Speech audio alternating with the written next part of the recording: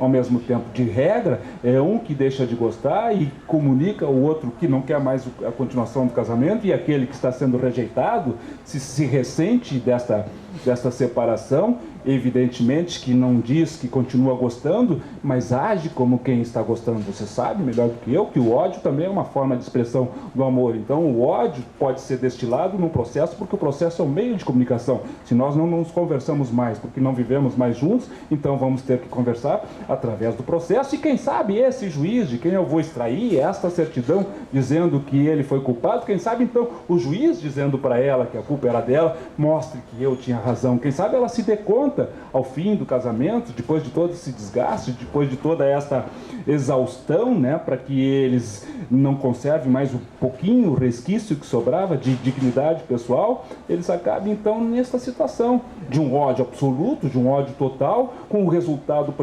processual zero, de nenhum efeito, porque de efeitos práticos não tem nada, né? Até na questão dos alimentos, que era o último resquício de efeito jurídico do fim do casamento, isso também não está mais gerando efeitos, porque aqui o artigo 1704, parágrafo único, diz que a culpa não é causa para não se ganhar pensão alimentícia, né? Então, vejam vocês que a discussão da culpa é efetivamente estéril. E eu me lembro como advogado, e algumas situações me permitam contar para vocês, hoje elas são absolutamente hilárias, porque elas não são mais aproveitadas em processo nenhum, nem para efeitos de dano moral, que nós poderíamos aceitar que pudesse ser ainda um dos motivos pelos quais se discute o processo de separação causal, ou culposo. Mas, vejam vocês aí a experiência do advogado, muita gente que é formada em direito não gosta do direito de família, porque tem que ter paciência, porque as pessoas vêm reclamar, vêm contar as suas mazelas, as suas dificuldades,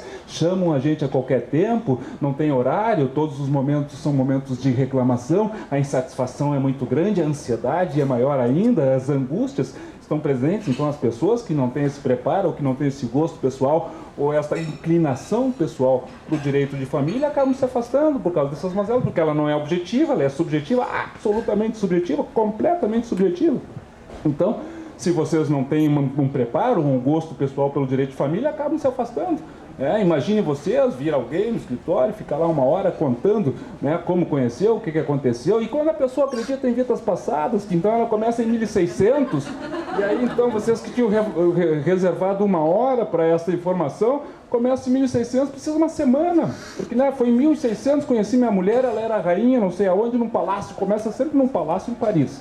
Pelo menos começa, né, de forma bem romântica, né? Depois esse palácio vira uma possível, né? Uma choupana, mas são as relações, né? E evidentemente que isso traduzido para o processo, no detalhe, no mínimo detalhe, porque tudo parece importante, né? E vejam o desgaste, a perda de tempo que se estabelece em relação a isso. E aí a incompreensão, como é que pode o Código Civil moderno, que ficou 27 anos examinando o que acontecia ao redor, que buscou inspiração nos códigos dos outros países, como é que não se deu conta que essa questão da culpa é absolutamente impertinente, é absolutamente pífia, que não serve para nada, que só desgasta as pessoas? O que nós temos de moderno? Será que nós vamos precisar um outro código? O que fez o Instituto Brasileiro de Direito de Família? Criou um Estatuto das Famílias porque se sentiu absolutamente desguarnecido em relação a este código, que é novo, que tem 2 anos, de 2002 tem 6 anos, ou 5 anos na verdade, porque entrou em vigor em 2003. Então nós lá do Instituto Brasileiro de Direito de Família nos sentimos, né, desprotegidos com este código, porque eu estou falando aqui só de uma incoerência, mas ele tem centenas de incoerências, dezenas de incoerências. Claro que nós não podemos falar de todas elas, porque senão eu vou me comparar àquele que gosta de falar das vidas passadas, porque também vou ter que me queixar de tudo com o tempo que eu sei que vocês não têm para tanta informação desnecessária em algum sentido. Bom, e aí, como eu dizia, as pessoas hoje em dia que trabalhavam com direito de família, elas vêm aqui, trazem as informações, que elas têm um sentido muito mais, né,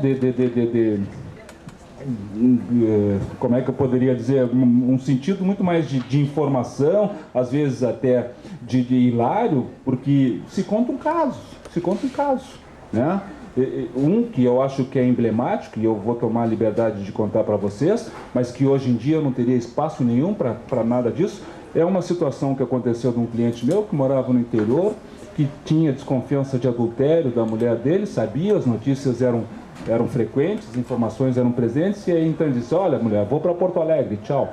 E ao invés de se mudar, de vir para Porto Alegre no fim de semana, né, ele sabia que a mulher ia se encontrar com a amante na casa dele, ele então filmou, e esta é uma outra questão. Antigamente o adultério não era provado, senão em flagrante, com a participação do delegado de polícia, ou seja, todo esse desgaste estava presente. Hoje, com a tecnologia, então os recursos, né, da filmagem, da gravação, tudo isso também se discute. Será que nós podemos usar esses meios ilícitos de prova, ou se eles não são ilícitos? Tudo isso está sendo posto, né, a serviço da discussão inútil da culpa. E até bem pouco tempo, esses processos, agora com filmagem, eram aceitos. E fez o que esse cidadão? Como disse que teria viajado para Porto Alegre, meia-noite aparece ele com uma filmadora um pouco maior do que essa que está nos filmando, ao lado dele, ladeado por dois amigos, todos eles, os três, vestidos de preto, com um bonezinho clássico virado para trás, olhando o relógio, um filmando, e aí então de repente o marido diz: vamos lá, e aí eles entram, parece asfalto americana. Foi o primeiro flagrante adultério que eu vi na minha vida. Abriram a porta e o marido disse: gol, gol, gol, gol, gol, e aí iam entrando nas salas, procurando as pessoas. De repente entraram no quarto e não deu outro, deu um flagrante. O cidadão esse, o amante, se levantou, se tapou com o travesseiro, e o marido indignado: o meu travesseiro não! Pegou e puxou o travesseiro, ficou mais indignado com o uso do travesseiro do que com a participação da esposa dele. E isso serve para quê? Num processo de separação judicial, para ele serviu para a única finalidade, que não era discutir a culpa da mulher. Ele queria constrangê-la a desistir da guarda do filho pequeno, porque senão ela teria que, neste longo processo, onde as provas eram filmadas e seriam infindáveis para que ela, que também era advogada, assim como ele, os dois eram advogados, informados, então, para que não se expusessem nestes processos, ela abriu mão da guarda do filho dela. Não tem nada a ver a guarda, não deveria ter efeito nenhum a guarda com o comportamento dela. O comportamento dela em relação ao relacionamento, se ela era infeliz ou feliz, não teria nada a ver, não teria que ter efeito algum em relação à culpa, mas teve do ponto de vista que ela abriu mão da coisa mais preciosa que evidentemente uma mãe tem de regra, que é ter a custódia dos seus filhos. Ela teve que lançar mão disto para não se expor. Se fez certo, se fez errado, não nos cabe julgar. Talvez naquele momento ela não tivesse outra opção. Talvez hoje ela já não tivesse aberto mão desta guarda dos filhos, mas com certeza, no momento, ela não teve nenhuma outra opção, que não essa que se tornou irreversível. Mas de quem era a opção? Não era dela, não era ela que deveria ter que tomar essa decisão, porque ela estava,